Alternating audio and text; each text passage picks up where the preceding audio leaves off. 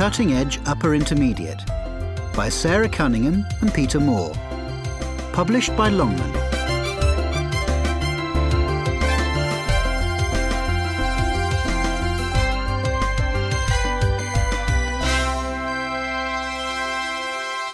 CD 3. Module 9, Recording 1. A. Men go bald because of a chemical in their bodies called testosterone, which causes them to grow facial hair and have deep voices.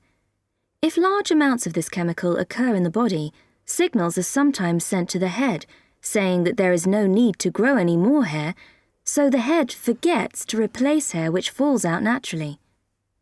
Women don't usually go bald because testosterone is only present in much smaller quantities in their bodies. B. As far as we know, human beings are the only animals that laugh, and they are certainly the only animals who are ticklish. Most of us have a ticklish spot somewhere, and it's usually pretty easy to find. The feeling we get when another person tickles us is similar to what we experience when spiders or small insects are crawling over us. This same feeling sends us into a state of panic and elicits a response of uncontrollable laughter if a person tickles us. Even if we know that we are about to be tickled, the fear and unease of someone touching and possibly hurting us causes us to laugh. Some people are so ticklish that they begin laughing even before they are touched. C. No one is quite sure why people sleepwalk, but it is thought that it happens when there is sudden activity in the brain during very deep sleep. Sometimes we respond to this unusual activity by getting up and walking. Sleepwalking is much more common in children than in adults. Experts believe that almost every child sleepwalks at some time, but it is especially common in pre-adolescent boys. Sleepwalking is much more worrying in adults. It can be a sign of serious stress or even addiction problems. D. The yawn is the result of the body's need for extra oxygen. This often occurs just after we have woken up, or if we are bored or short of air in a hot, stuffy room. In most cultures, it's good manners to cover your mouth when you yawn, but the original custom may have come from fear rather than politeness. In ancient times, it was feared that the soul and life itself might leave the body when the mouth was open, so the hand was placed in front of the mouth to keep it in its place. E. Hiccups are actually caused by a spasm, a sudden muscle movement in the diaphragm, the part of the body which controls our breathing. Although most attacks of hiccups last only for a few minutes, they can be extremely embarrassing, and there is one case on record of an attack of hiccups lasting for 68 years. There are many suggested cures: a sudden shock, holding your breath, swallowing rapidly, drinking a glass of water. But all have one thing in common. They all make you concentrate on something else, so your body then forgets to hiccup. F. English speakers say bless you, Spanish speakers say Jesús, German speakers say Gesundheit, meaning health. In many cultures, it's customary to give some kind of blessing when someone sneezes. But why is this? Some believe that the custom stems from the Middle Ages, when a deadly disease called the bubonic plague was common in Europe. One of the final stages of the disease was prolonged sneezing. When others heard the sneezes, they knew the person was about to die. Hence the original saying, God bless you, now shortened to bless you. Module 9, Recording 2. 1. This is false. Over a period of time, shock or stress can turn your hair white, but it can't happen overnight. 2. This is also false. You only have to count your ribs to check this. It's a myth from the Bible, which people have tended to take literally. 3. This is true. Babies do have more bones than adults. They join together as the baby develops. 4. This is false. People don't normally die from tarantula bites. 5. This is also false. Elephants can't even see mice, apparently, let alone be afraid of them. It is not clear where this myth comes from. Possibly the children's film Dumbo. 6. This is again false. In fact, only a quarter of all people struck by lightning actually die. 7. This is true. Although they have wings, turkeys are indeed unable to fly. 8. This is also true. It is due to the different gravitational forces in the two hemispheres. 9. This is again a well-known myth, but there is no evidence in fact to support it. It's also false. Module 9, Recording 3, Part A. Paris, 1889, the year of the Great Exhibition. The city was packed with businessmen and tourists, and most hotels were fully booked. A few days before the exhibition was due to start, 2 English ladies, Eleanor Redwood and her mother Clara, arrived in the city on their way back to London from India, where they were escaping the latest outbreak of the plague. They managed to book the last 2 rooms available at one of the most famous hotels in Paris, and after arriving at the hotel, both women signed the register and were shown up to their rooms. The mother was given room 342, a particularly luxurious room decorated with beautiful red velvet curtains. Almost immediately, however, the mother fell ill, and they had to call the hotel's doctor. He examined Mrs. Redwood carefully, then called the hotel manager and spoke urgently to him in French. Eleanor could only speak a little French and didn't understand what they were saying. But after a few minutes, the doctor explained in English that he couldn't leave Mrs. Redwood because she was too ill. So he asked Eleanor to go and fetch the medicine her mother needed, which was available only at his surgery on the other side of Paris. Eleanor set out in the doctor's own carriage, but the journey was frustratingly slow, and it was 4 hours before Eleanor finally returned with the medicine. She rushed into the hotel foyer and asked the manager anxiously how her mother was. The manager stared at her blankly. "What are you talking about, mademoiselle?" he asked. "I know nothing of your mother. You arrived here alone." The hotel doctor, too, denied ever meeting her mother, and in the register there was only the girl's signature. Eleanor managed to persuade them to take her back to room 342, but the room was empty, and even more mysteriously, the decorations appeared to have been completely replaced, and the beautiful red velvet curtains had disappeared. The distraught girl rushed to the British Embassy to tell her story, but officials refused to believe her, and when she returned to Britain, she was put in a mental asylum. However, the girl continued to insist that her story was true, and doctors never found any other evidence that she was insane. Eventually, she was released, but her mother's body was never found. Module 9, Recording 4, Part B. So what is the explanation for this strange disappearance?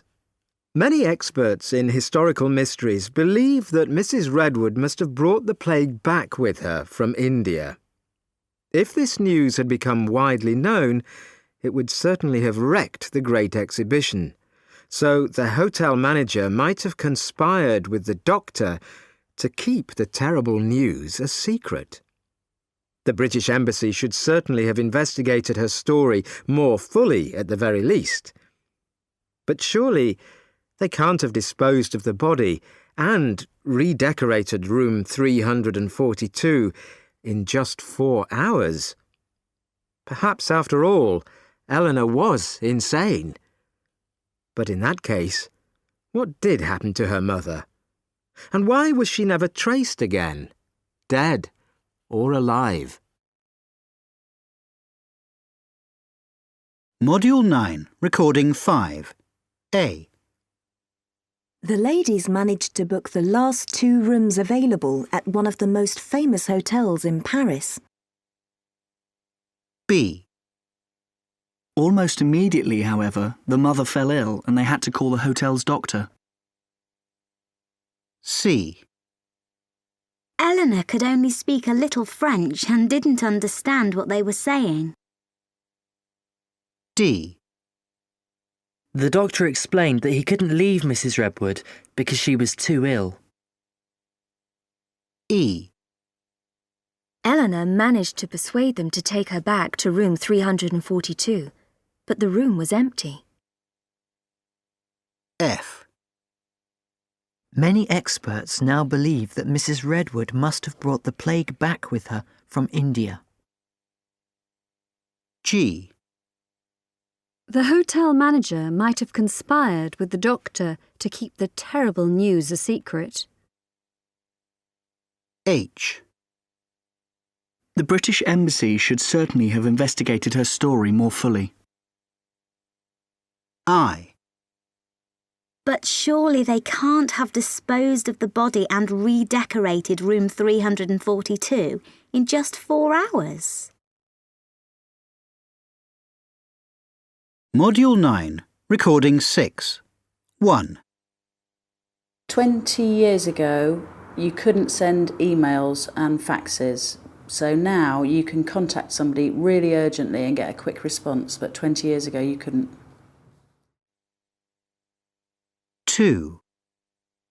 Something I could do when I was 12 that I can still do now is speak Italian.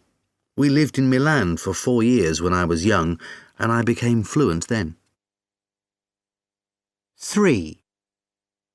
Well, I'm the mother of teenage children, and something I didn't have to do 10 years ago, which I have to do now, is supervise children's homework, and I must say it's one of the most frustrating tasks I could ever have imagined.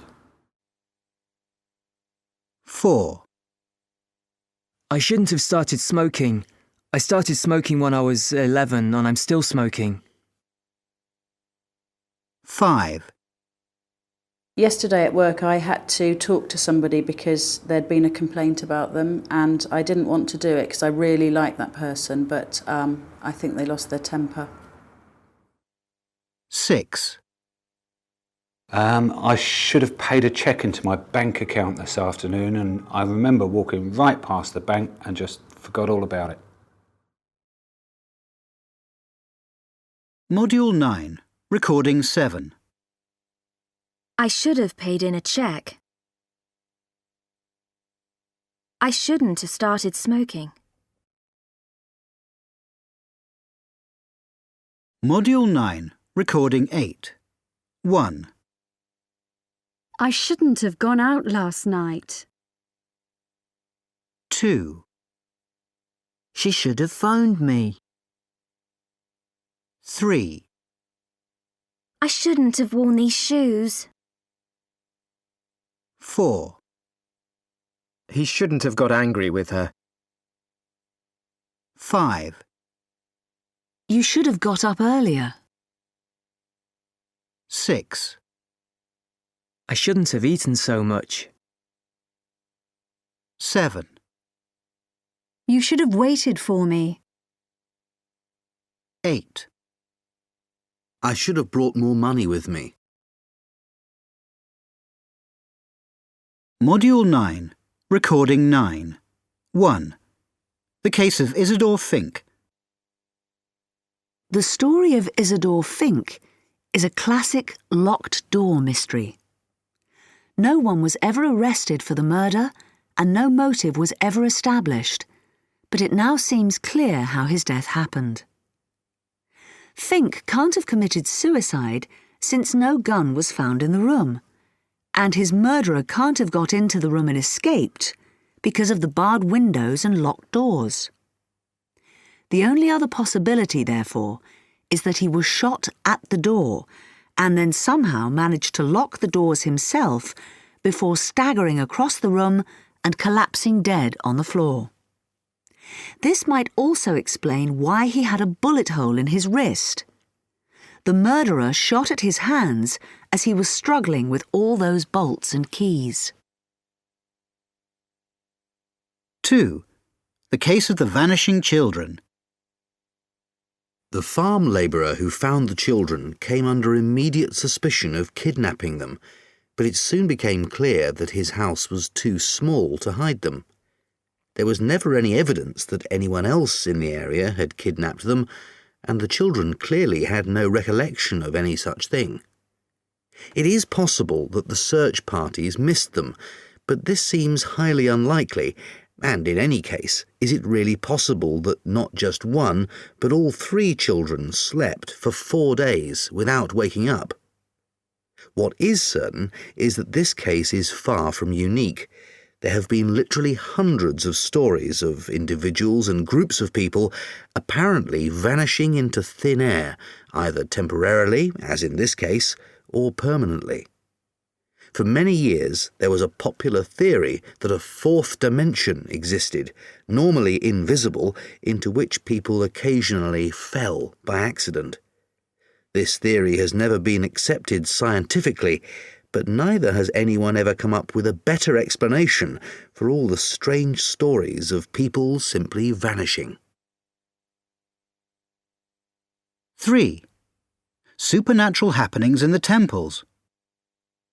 After 2 days of near hysteria, when statues of the Hindu god Ganesha apparently drank milk in temples all over the world, on September the 23rd, the miracle seemed to end as unexpectedly as it had started. Explanations of what exactly happened on those 2 days seem to depend largely on one's religious faith, or lack of it. While some scientists claimed that the milk had somehow been drawn up from the spoons, absorbed into the statues, and then trickled down the outside of the statues in an invisible film, millions believed that they had witnessed a true miracle. I feel that the gods are showing their power, especially to the younger generation who will now start believing, said one priest. 4. Is this a photograph of the Loch Ness Monster? The photograph claims to show the huge prehistoric monster supposedly seen in Loch Ness in Scotland. The photograph was published in 1934 in the English newspaper The Daily Mail and immediately caused a sensation. It was widely accepted as genuine and began a craze for monster hunting which has continued to this day. In 1994, however, the photo was revealed as a fake. Duke Wetherell, wishing to play a trick on the press, sent his children to a toy shop to buy a toy submarine and some plastic wood. From these things they made a monster, which they floated on the lake and photographed. 60 years later, one of Wetherell's children, now an old man, decided it was time to confess to the deception he and his father had played on the world. Whether or not the Loch Ness Monster really exists is still a mystery, however. Module 9, Recording 10. Conversation 1. Can I help you? Yes, I bought this in the sale here a couple of weeks ago, I think it was. I see, yes. And I looked at it the other day and I just thought, no, I don't like it. I don't think it suits me. The colour's not really right for me, do you know what I mean? Well, do you have a receipt or proof of purchase? No, I didn't keep the receipt, sorry. Does that mean I can't change it? I've only worn it a couple of times, and I've seen another one I like. Well, we don't normally change goods that have been worn, you see. Oh, no. Well, can I speak to the manager and see what he says? Because I would like to change it. Conversation 2. Excuse me, what is this, please? That's your pizza, madam. Yeah, I can see that. It's pizza napolitana, mozzarella cheese, tomato, garlic. Yes, I know what it is, but it's not what I ordered. Oh, I'm sorry. I ordered the lasagna with green salad. I think you must have the wrong order. I'll just go back and check. Sorry about that. OK, you go and check. I think you'll find I'm the lasagna.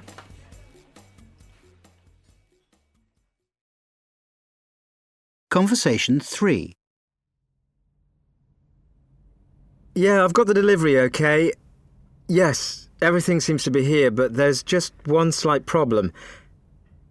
Well, I've got it all set up according to the instructions, and I managed that all right, but when I switch it on, nothing happens. The screen's just completely blank. No, nothing at all. Yes, I've tried that.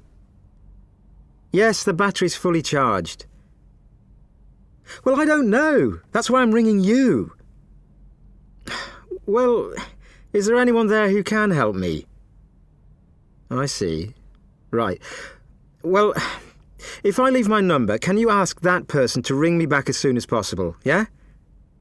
OK, it's 0135... Conversation 4. I'd like to change this CD, please. You'd like to change it. What exactly is the problem? It was a Christmas present. I asked my mum to buy me a CD for Christmas, but this isn't the one I wanted. I wanted the new CD by Chaos Theory, and she bought me this. It's their first CD, not their latest one.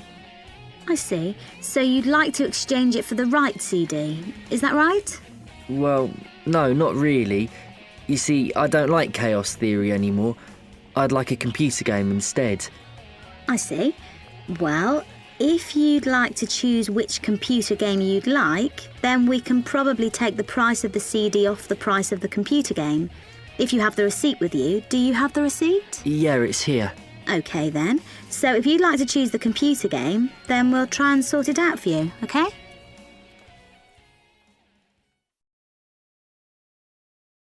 Module 9, Recording 11.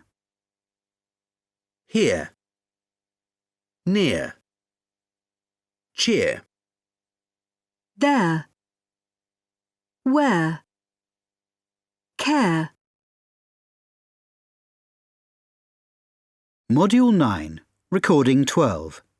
Like here. Hemisphere. Severe. Volunteer. Weird. Like there. Everywhere. Hair. Pair. Unaware. Module 10, Recording 1.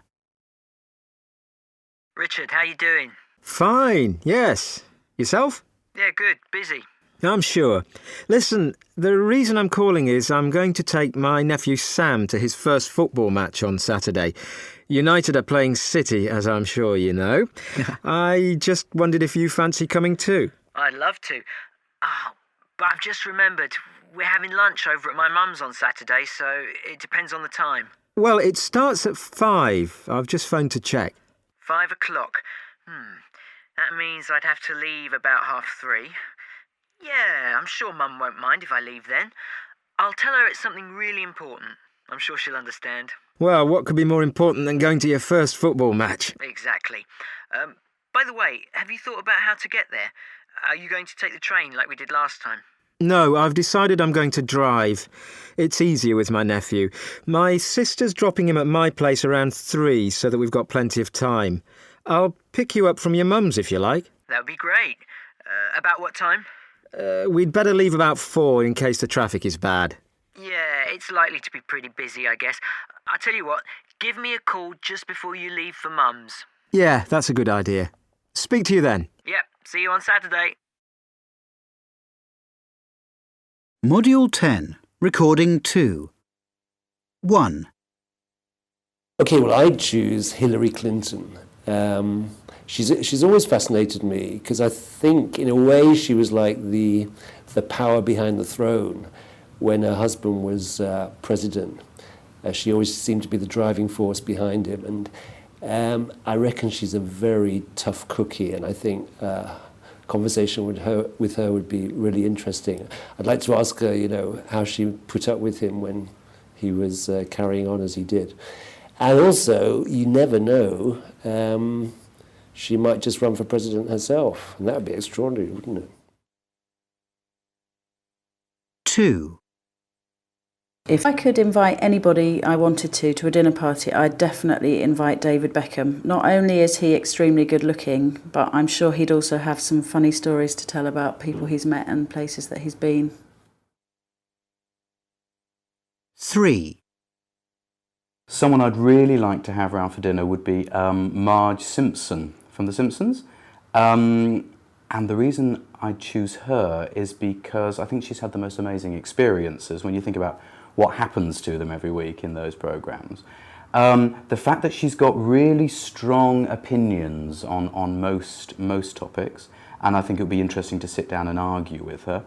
And also because she's so kind of long-suffering. She kind of has this awful time with Homer and with Bart. And I think it would be wonderful just to be able to give her a good meal and a glass of wine and say, you know, Marge, it's okay, you're with friends, let's have a chat or something. 4. I'd like to invite Elvis Presley for dinner because he was just a fantastic songwriter and also really quite a curious human being, you know, because he was so talented, and I think he got so... He was one of the earliest, one of the first really famous people, and it would just be really interesting to know how that affected his life and, you know, what he thought of the whole thing about being famous. And I think it'd be great to talk to him. 5. The person I would like to invite for dinner is Nelson Mandela. As everyone knows, he's the former president of South Africa, and he spent 27 years imprisoned on Robben Island for standing up for his beliefs in the equality of all people and against apartheid. I think that must have taken tremendous courage and strength of character to do what he did and to endure all those years of privation when he was imprisoned. He comes across as a very sincere person, very down-to-earth, and just a lovely, warm human being. 6. One person I'd like to invite is Darwin, because his ideas nowadays seem so normal. I'd really love to talk to the person who thought of those ideas in the first place and to find out where he got the ideas from. Module 10, Recording 3. A. He'll have had his lunch by then. B. I'll still be working at 10. C. The children will have gone to bed by then. D. I'll be driving past the supermarket. E. I'll be lying by a swimming pool this time tomorrow. F. I won't be using the car this evening.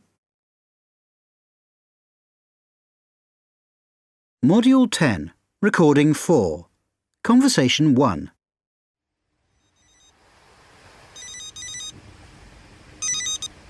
Hello? Hello? Sorry? Yes, that's right. This is Stephen Lloyd. Yes. Thanks for getting back to me. Yeah, I left a message earlier about the furniture that you're supposed to be delivering to me at the end of this week.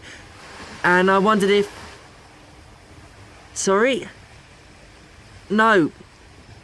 No, it's just that I'm on a train and I keep losing you. We keep going into tunnels. I said I keep losing you whenever we go into a tunnel. Could you speak up a bit, please? No, your voice is very faint. Yeah, that's better, yeah. Yeah, I can hear you perfectly, yeah. Sorry, you said that you'll be delivering the furniture on Friday. Is that right? About what time? Sorry? No, your voice has gone very faint. I can hardly hear you. Sorry, you're breaking up. Shall I ring you back? Look, I'm going to call you back, okay? Hello? Hello?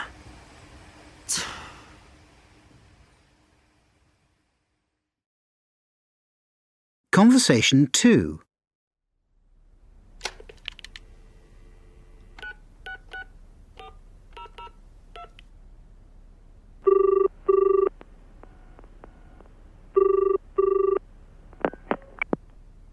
Hello, thank you for phoning Gasline. You have 3 options. If you want to inquire about new gas products, press 1. If you have an inquiry about an outstanding bill, press 2. Thank you. We're now going to connect you to one of our sales team.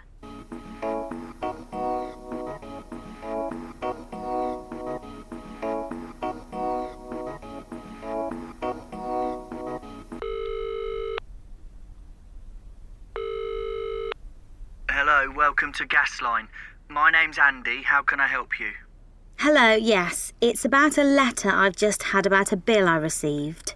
Have you got your customer reference number, please? Yeah, it's V290636K. OK, just get your file up on the screen. Can I just confirm your name and postcode, please? Yes, it's Christine Ford, and the postcode is MN86DK. OK, that's fine. And how can we help you this morning? Well, you sent me a bill which I think I paid 3 weeks ago, and it says that unless I pay it within 7 days, you'll... Sorry to stop you there. I'll have to put you through to another department, as we don't actually deal with invoices which are more than 3 weeks old. If you'll just bear with me. Yes, but...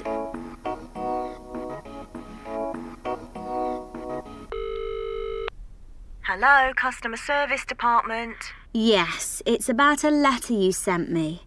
The customer reference is V290636K, and I sent you... Can you just confirm your name and postcode for me, please? I've just given all this information to another young man. Do I have to go through all this again? It's MN86DK and my name is Christine Ford. Now, about this bill that I'm supposed to owe you. Now, I know I sent you a cheque, at least... Sorry, is that M for Michael, N for Nigel, A? Conversation 3.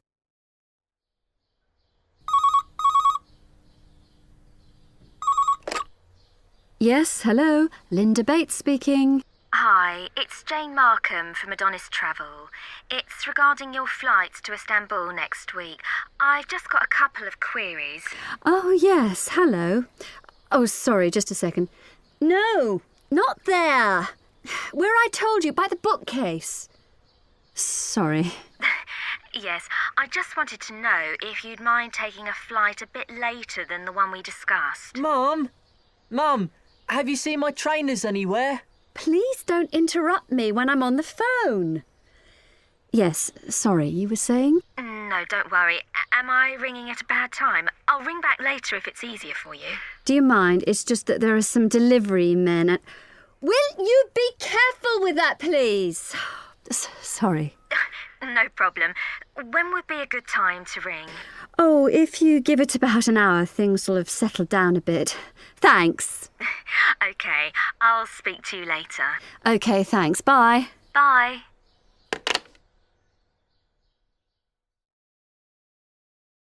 Module 10.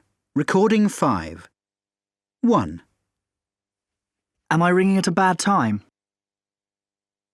2. Could you speak up a bit, please? Your voice is very faint. 3. I left a message earlier. 4. If you'll just bear with me. 5. Sorry, you're breaking up? 6. Thanks for getting back to me. 7. I'll have to put you through to another department. 8. It's regarding your flights to Istanbul next week. 9. When would be a good time to ring? 10. Can I just confirm your name and postcode, please? Module 10, Recording 6.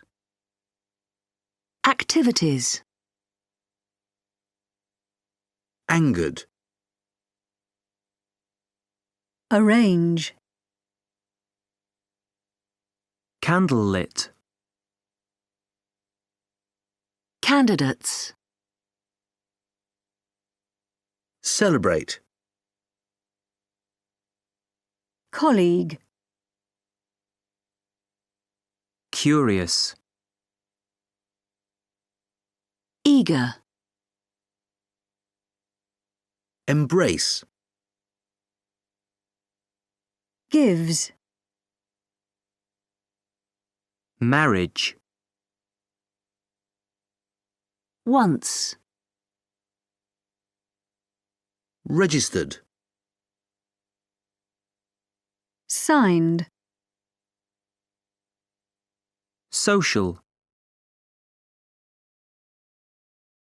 Module 11, Recording 1.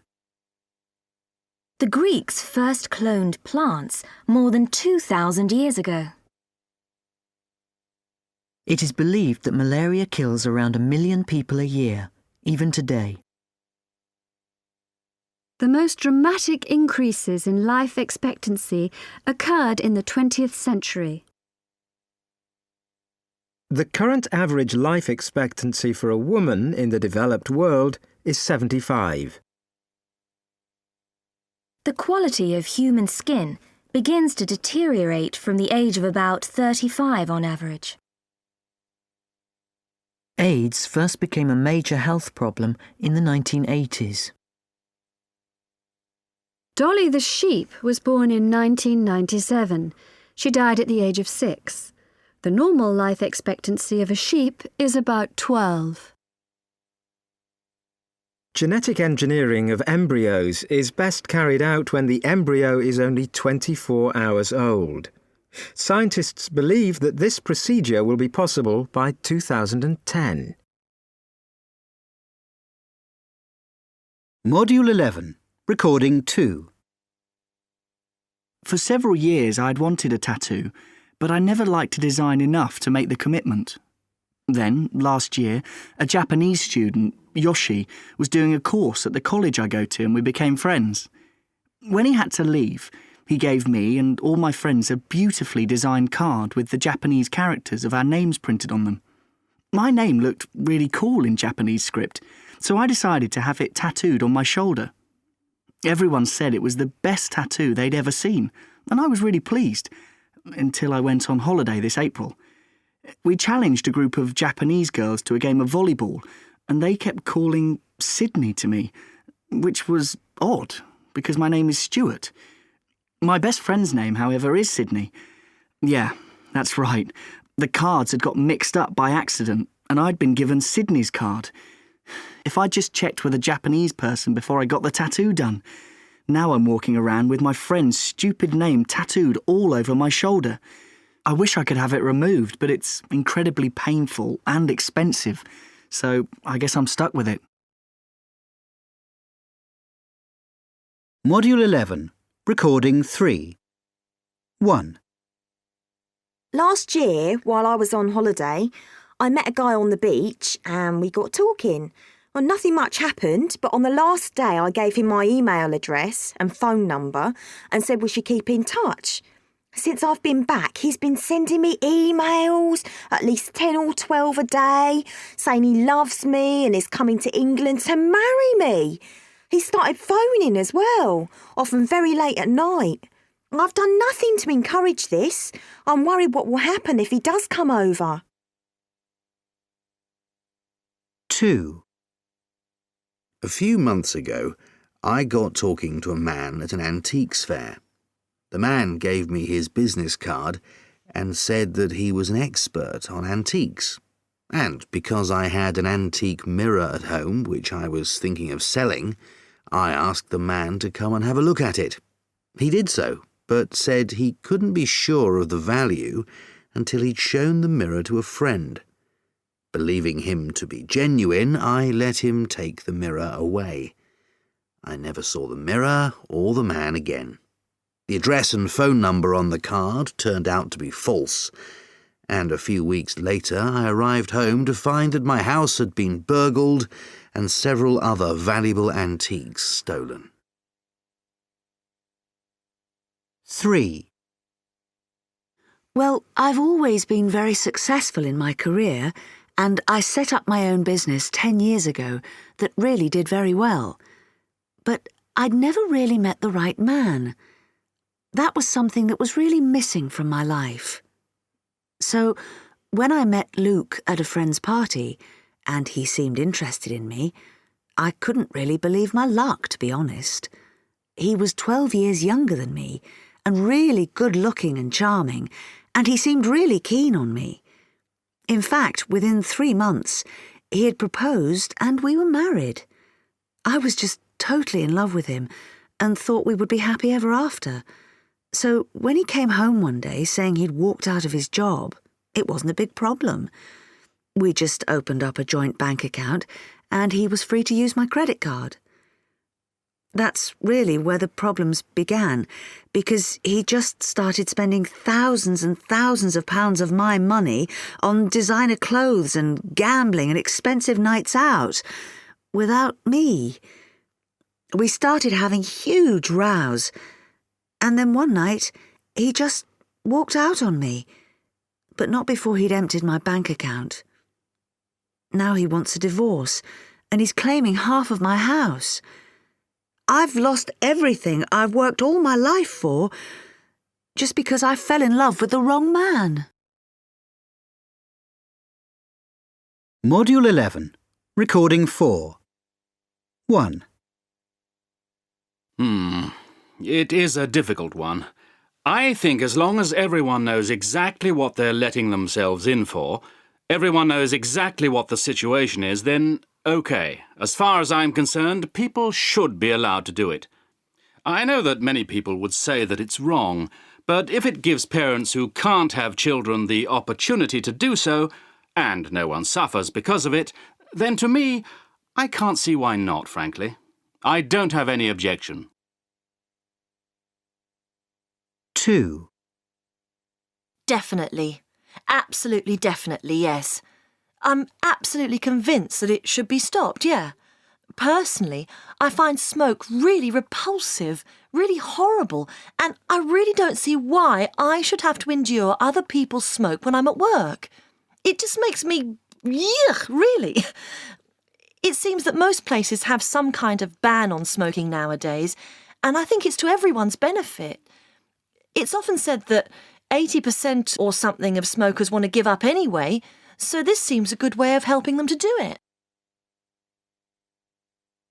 3. Well, I must say I haven't really thought about it. I think if it's just for unimportant things like cosmetics, they do a lot of testing on animals to see if cosmetics are safe, don't they? I don't think that should be allowed, no. That seems wrong to me. But as for medical research, there might be some real benefit that comes out of it. I haven't really made up my mind about it, to be honest. 4. Actually, I think it can be justified in many cases, but I'd say that it has to be clear that there is some benefit, or possible benefit. I have read that most experiments on animals don't actually have that clear a purpose. I think they should be allowed, but there has to be very strict control over exactly what experiments are permitted. I know some people believe that all experiments should be banned, but I don't completely go along with that. 5. I think you have a really tricky moral issue here. I know that apparently in the States there are special agencies that can fix this up for you. If you have the money, of course, and actually, when you think of it, I don't think that's right. It's like you're treating babies as a commodity, something you can buy, like a new washing machine or something. Frankly, no, I don't agree with it. 6. Doesn't really bother me. I mean, everybody says that smoking's bad for you, and the experts all say that other people's smoke make you ill. But I don't know, really. I don't smoke myself, but I don't have any real objection to other people doing it. Module 11, Recording 5. A. I'm absolutely convinced we should go ahead. B. To be honest, I don't care one way or the other. C. As far as I'm concerned, there's nothing more to say. D. I've no doubt that what you say is true. E. To me, the answer is obvious. Module 11, Recording 6. So what do you think about this lady in hospital then? I think she shouldn't be allowed to die. I think she should be kept alive. And why do you feel that?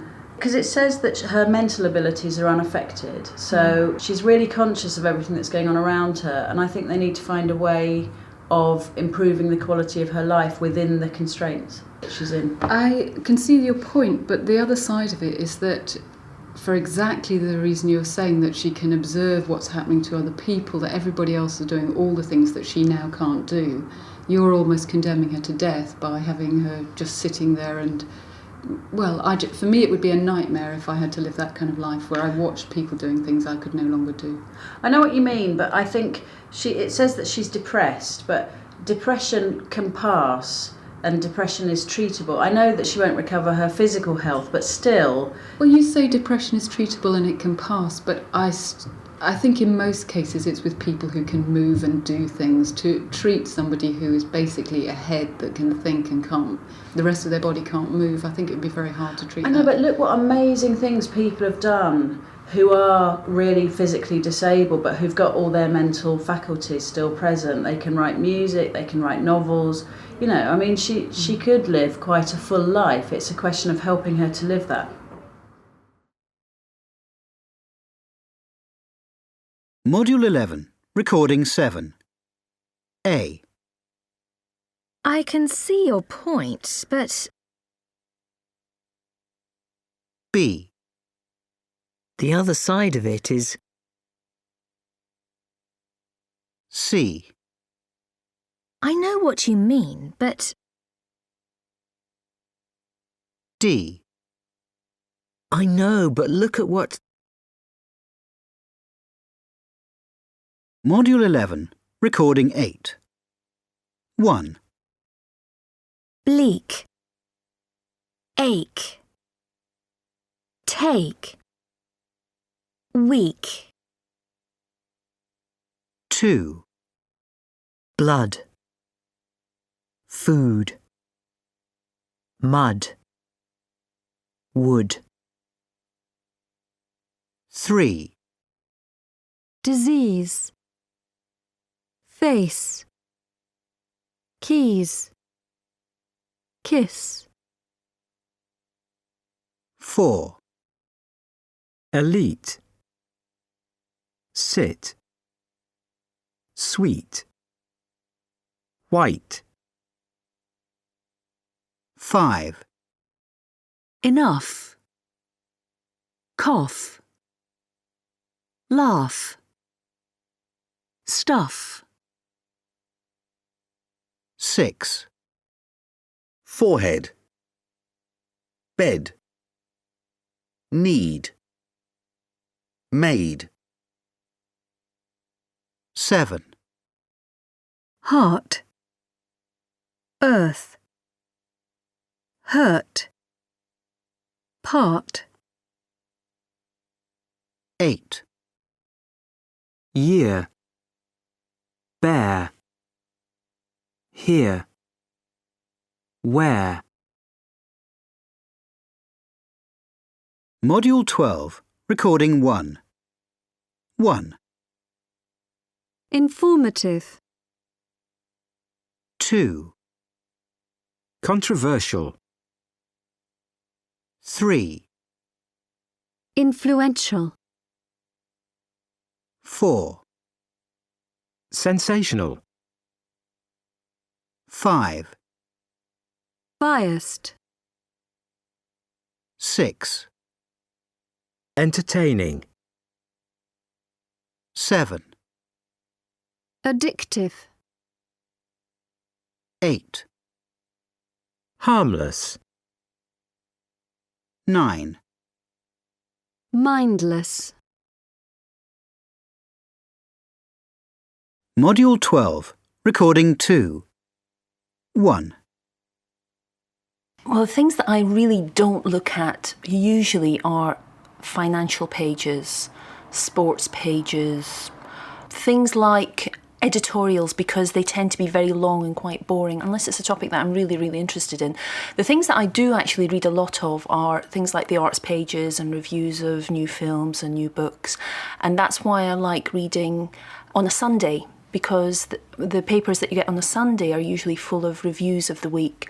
And I find that quite interesting. But things like the financial pages just bore me. I just don't understand them. And I'm not interested. And sport, I'm just not interested, so I just don't bother.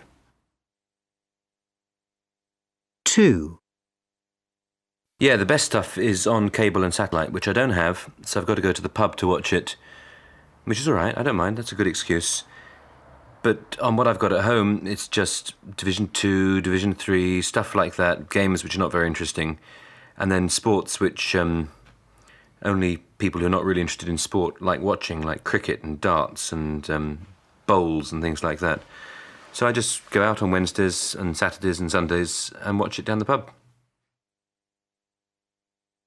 3.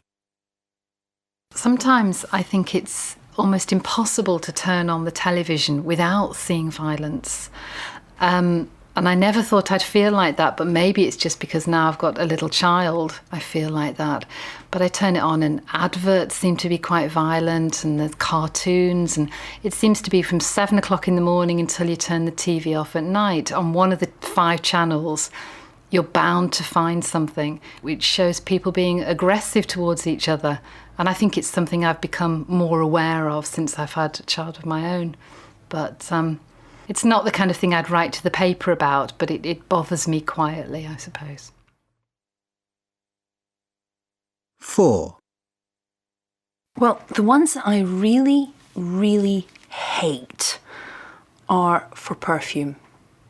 Above all others, I absolutely detest them. Usually around about Christmas time, you're completely bombarded by these things for perfume, and they usually have women in the most ludicrous clothes doing something really stupid, like, I don't know, wearing an evening dress and stepping out of a shell. They're just absolutely dreadful. They're absolutely dreadful. They're supposed to be really, really sophisticated. And I don't know, the women who are on them are supposed to be really beautiful, but they just look absolutely ridiculous, and I loathe them. Module 12, Recording 3. 1. Tammy, can you tell us if there's any truth in the rumour that you're pregnant? I haven't got any plans to start a family at the moment. At present, I'm just concentrating on my career. Okay, that's enough. Thank you very much, everyone. 2. So I'm afraid Rachel isn't here at the moment, Sheila. Well, can you tell her to call me back as soon as she gets in? It's something quite important I need to discuss with her. You won't forget, will you? Of course I won't. 3. Zoe, Have you borrowed any money from my purse? I thought I had a lot more than £20. No, I haven't. I haven't touched it. You always think everything's my fault. 4. A group of us are going out for a meal tonight after work. Would you like to come with us? I'm not sure what I'm doing, but thank you. I'll let you know later. 5. I want to go first. OK, Alex, you can have the first turn, but only for about 10 minutes. Then it's Rosie's turn. Is that clear? OK. Module 12, Recording 4. A. Debbie said she was feeling ill. B. Debbie said she was feeling ill. Module 12, Recording 5. A. The weather forecast said it was going to be nice today. B. The policeman told us there was nothing to worry about. C. Our teacher said the test was going to be easy. D. Claire told me she was staying in tonight. E. Johnny said the money was his. F. She said she couldn't afford to come out for a meal with us. G. Nick said he would be home early. H. Alex told me she'd passed the exam. Module 12, Recording 6. 1. Actions speak louder than words means that what you do is more important than what you say. 2. Someone who speaks their mind isn't afraid to say exactly what they mean. 3. It's rude for work colleagues to talk shop when outsiders are present. 4. He knows what he's talking about. He's an expert on gardening. 5. If you speak well of someone, you say good things about them. 6.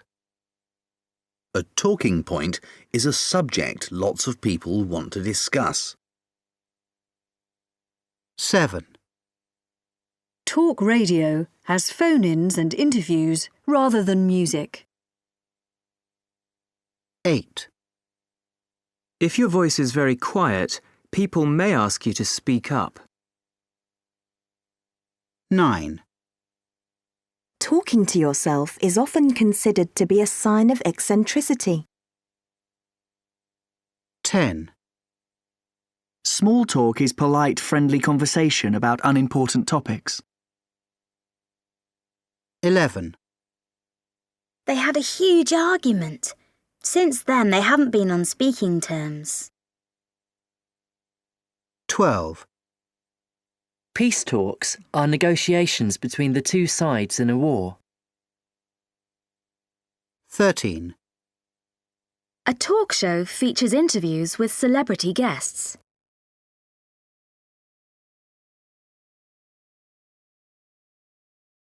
Module 12, Recording 7. 1.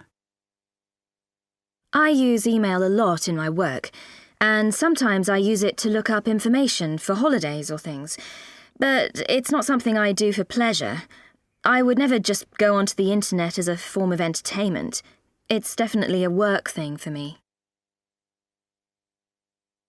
2. Yeah, I listen to the radio all the time when I'm at home doing housework and things. It's the first thing I do when I go into the kitchen in the morning.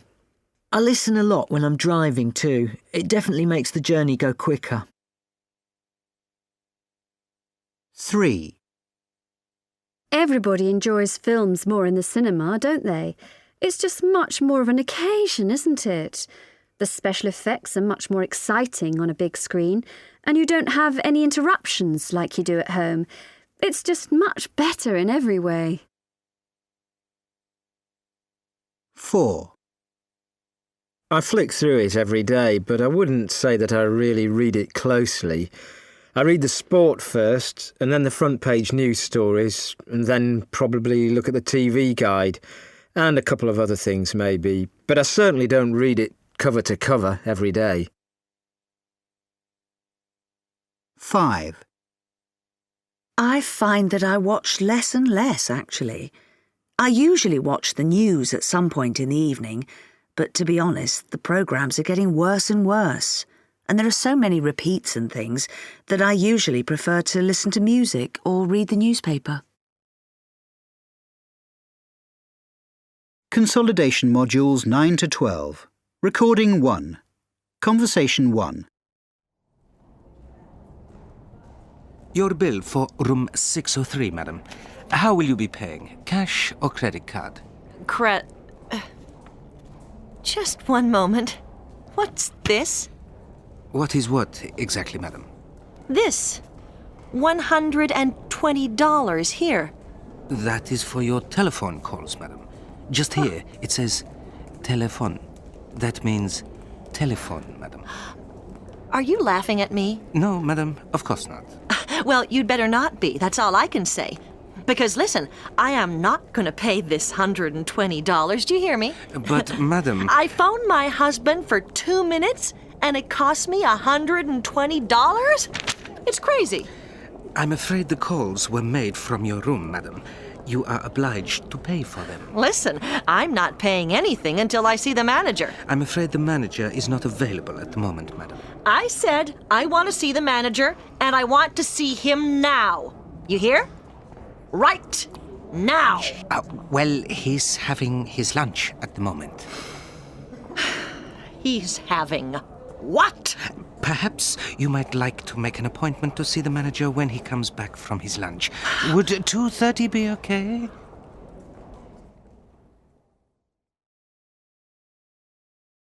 Conversation 2. You idiot! What do you think you're doing? You did that on purpose, didn't you? You deliberately backed into me. It's all your fault. You shouldn't be on the road. Oh, no, it wasn't on purpose. It was an accident. I didn't see you coming. I honestly didn't mean it. Look at the damage you've done to my car. That'll cost a fortune to get fixed. You're going to pay for this. Well, I think you'll find... Just a moment. Don't I know you? Well, you might do. I am quite well known. You're Andrew, what's his name? Andrew, Clark. Oh. Yes, that's me. I'm Andrew Clark, yes. I've seen you on the television. My wife thinks you're wonderful. I wonder if you'd mind giving me your autograph. Well, I don't normally... Oh, go on. Just write to Leonora. Right? She's my wife. She thinks you're fantastic. Well, OK, if you insist. To Leonora, best wishes, Andrew Clark? Thanks. Oh, and... Sorry, I lost my temper just now. It's just that it's not my car. It belongs to my wife, you see.